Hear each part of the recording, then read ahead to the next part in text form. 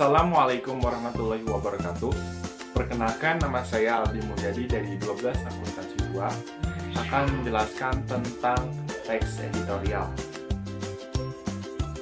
Apa sih teks editorial itu?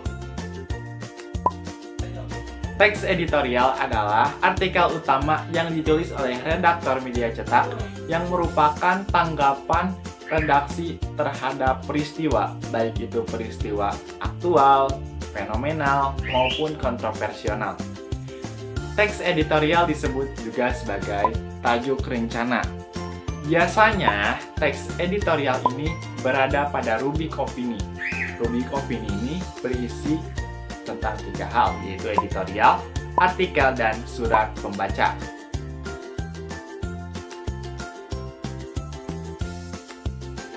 Nah, pada rubrik opini ini biasanya terletak pada bagian tengah suatu surat kabar ataupun majalah. Kenapa sih harus ada di bagian tengah? Nah, ini ternyata ada tujuannya, yaitu agar para pembaca tidak terus-terusan dihadapi dengan masalah-masalah atau peristiwa-peristiwa yang serius. Lalu, jika dicermati, pada bagian awal suatu surat kabar biasanya berisi tentang headline news atau berita utama. Tujuan dari headline news, adanya headline news adalah untuk memberitahu berita-berita utama kepada pembaca. Dan pada halaman-halaman berikutnya adalah berita-berita spesifik. Dalam teks editorial terdapat 3 peristiwa, seperti tadi yang saya jelaskan, yaitu ada peristiwa aktual, peristiwa fenomenal, dan peristiwa kontroversial. Lalu apa sih arti dari ketiga peristiwa tersebut? Peristiwa aktual adalah peristiwa yang sedang hangat dibicarakan oleh orang-orang, sama halnya dengan peristiwa fenomenal. Jadi, peristiwa fenomenal juga bisa diartikan sebagai peristiwa yang sedang hangat dibicarakan atau sedang trending. Yang ketiga adalah peristiwa kontroversial.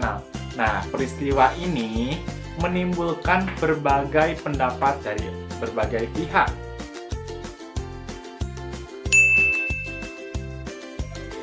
Nah, di dalam teks editorial terkandung 2 unsur, yaitu fakta dan opini. Lalu apa sih perbedaannya? Fakta adalah peristiwa yang benar-benar terjadi dan dapat dibuktikan. Kenapa sih di dalam teks editorial harus ada fakta? Ternyata tujuannya agar strategi berita itu dapat terpercaya dan bukan dianggap sebagai gosip murahan. Fakta sulit terbantahkan karena dapat dilihat, dapat dirasakan, dapat didengar, atau dapat diakses informasinya oleh banyak orang. Contoh kalimat fakta. Akibatnya, sampai di tingkat konsumen harga menjadi Rp125.000 hingga Rp130.000. Contoh lain, bahkan di lokasi yang relatif jauh dari pangkalan mencapai Rp150.000 sampai Rp200.000. Itu merupakan salah satu contoh kalimat fakta. Lalu sekarang opini. Apa sih itu opini? Opini merupakan pendapat atau asumsi yang mendukung terhadap pandangan suatu peristiwa yang dibahas. Jika fakta itu tidak dapat terbantahkan, sedangkan opini itu sebaliknya dapat diperdebatkan. Isi dari opini dalam teks editorial adalah kritik, penilaian, prediksi, harapan, dan saran.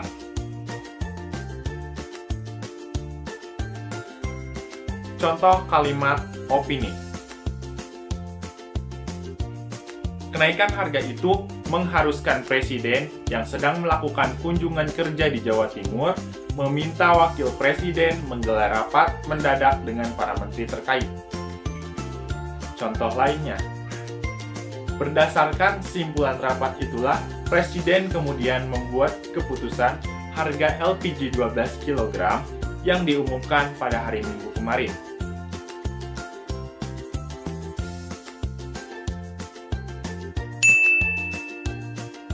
Struktur teks editorial.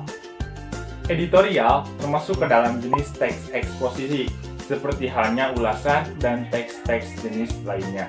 Oleh karena itu, ada beberapa struktur umum pada teks editorial, yaitu 1. Pengenalan isu. Pengenalan isu merupakan bagian pendahuluan teks editorial. Fungsinya adalah mengenalkan isu atau permasalahan yang akan dibahas dalam bagian berikutnya. Pada bagian ini disajikan beberapa peristiwa persoalan, yaitu persoalan aktual, fenomenal, dan kontroversial. 2. Penyampaian pendapat atau argumen. Bagian ini merupakan bagian pembahasan yang berisi tanggapan redaksi terhadap isu yang sudah diperkenalkan sebelumnya. 3. Penegasan. Penegasan dalam teks editorial berupa simpulan, saran, atau rekomendasi.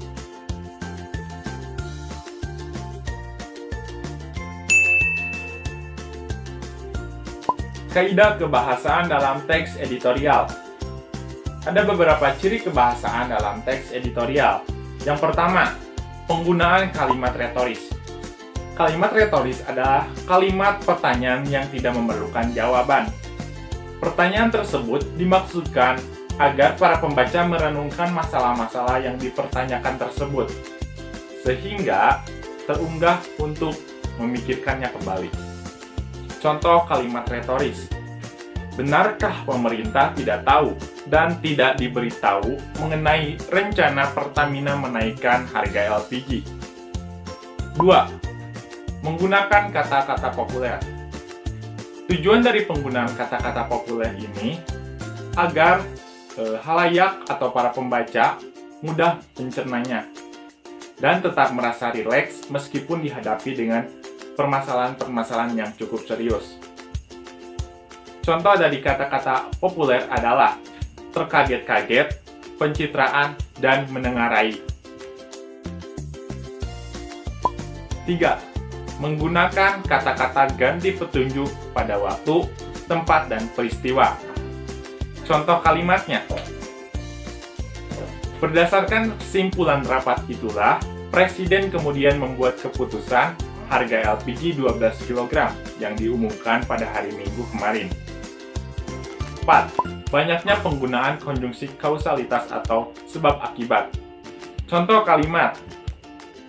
Masyarakat sebagai konsumen menjadi terkaget-kaget karena kenaikan tanpa didahului sosialisasi.